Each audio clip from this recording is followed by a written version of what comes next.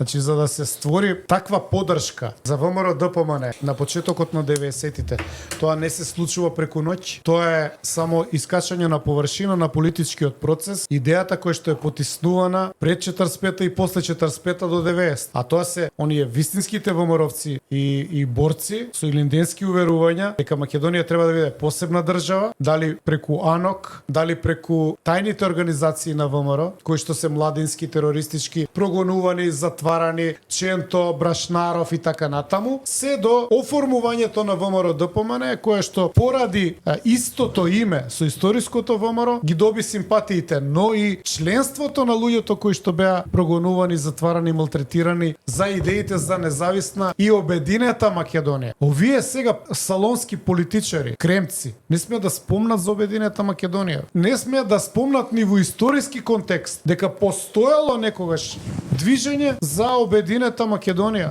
со главен град Солун. Постојат документи на ЦИА. Не смеат да ги спомнат. Сачувај Боже да спомнат за геноцидот у Грција и така натаму. И сега ти имаш парадокс, една парадоксална ситуација. Комунистите од 45 до 90 се поголеми патриоти од овие денешниве. И голема историска измама е што партијата на власт сегашна го злоупотребува, односно го користи името на толку битна структура за македонскиот народ и за историјата на овој простор.